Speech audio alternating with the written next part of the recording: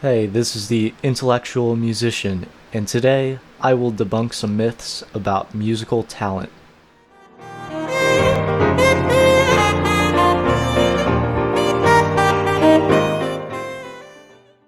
So let's talk about this topic, because it seems to be quite problematic for many musicians that I meet, in particular because it prevents them from beginning the process of learning music, because they don't believe they have some sort of innate ability to play an instrument, when in fact, I truly believe that any individual that commits him or herself to the art of learning music can do it and can do it very well. So the first thing I'm going to say, and this may burst some bubbles here, but it's this idea that nobody becomes a master without a great deal of work. There's no beating around the bush when it comes to learning music. It's like, in a way, learning how to walk. You're going to stumble a lot, and there's going to be a great deal of struggle in actually becoming a great musician, or even becoming a mildly proficient musician. So this idea that individuals can just glide into the skill without having to put in effort is a complete falsehood. What I first want to bring up here is that there's a lot that happens behind the scenes in order to create great individuals.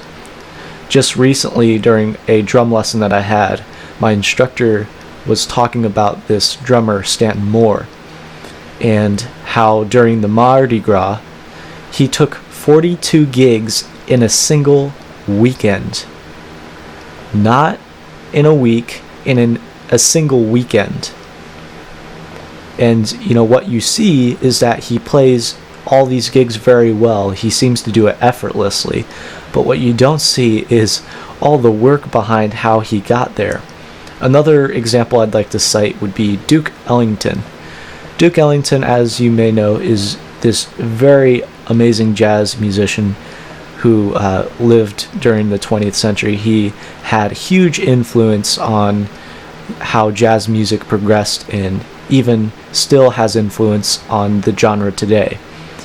But what you might have not seen is that he slept very little during his life, and he was constantly composing music for others, and he was performing on a daily. Like, he'd go on tour, he'd go to one place, he'd play, then he'd move on to the next place, and he'd play.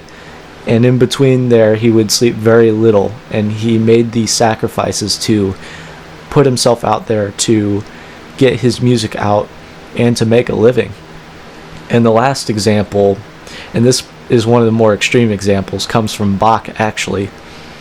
And Bach, what he would do when he was writing his cantatas, he would have to produce these hour-long concerts for the church every single week as a function of his work.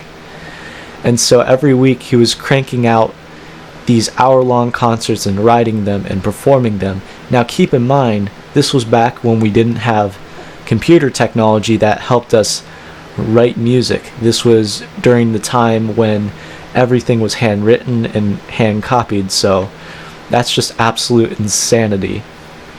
So these are just 3 examples of things that you might not see in a great musician, and the sacrifices that they have to make in order to gain their skill.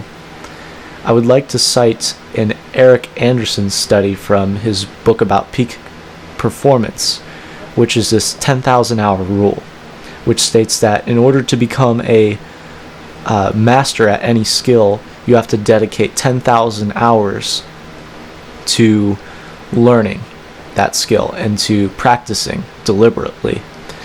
Now, in order to really put this in perspective, you really will have to sit down and contemplate what 10,000 hours looks like. Actually do the math and figure out how many days of time that is. And then you'll begin to understand why there are so few masters in this world, and why so many people struggle to gain musical skill or skill in anything. Thirdly, I'd like to mention that music is a language. So, if I put you in a Spanish class or some sort of foreign language, and you just attended it like once a week, it would take you a very, very long time to even really begin to flourish in that language. It may take you years at that pace, right? So the way you can learn this language, the amount that you'll get out of it, is directly correlated with how much time you put into it and the level of effort you put into it, the level that you immerse yourself in it. And so this is why things like music theory are a huge deal when it comes to learning the musical language, because it is the foundational dictionary, so to speak, of our lingo, how we speak. Now, lastly, what I want to talk about here is that even if talent does exist, even if some people do have natural advantages, whether they grew up in a musical family or things like this, these kinds of factors which may exist, believing in talent will not help your cause in learning music. Adopting the mindset that you're at the disadvantage, adopting the mindset that because you don't have talent, you cannot learn, will be the ultimate reason why you fail to learn music. So what I would say is adopt the best mindset possible, because ultimately you will have to choose a mindset. And so by believing that anyone who puts in the effort and the time to learning the skill can learn how to play an instrument, if you adopt that mindset, you'll find that you'll have a much better chance and a much better experience of actually learning.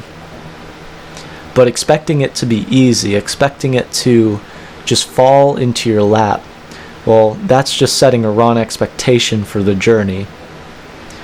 In order to really get the most out of this and to become proficient, you need to adopt the mindset of curiosity, to be deeply curious about music and to be willing to put in the time, regardless of the price tag that comes with that. So with that being said, I'm going to sign off here, but I hope this kind of debunks the idea that some people are able to play music and others aren't, when the truth is anyone can play music if they become deeply curious and actually dedicate themselves to the process of learning. So with that being said, I'm the intellectual musician, and I hope you have a great day.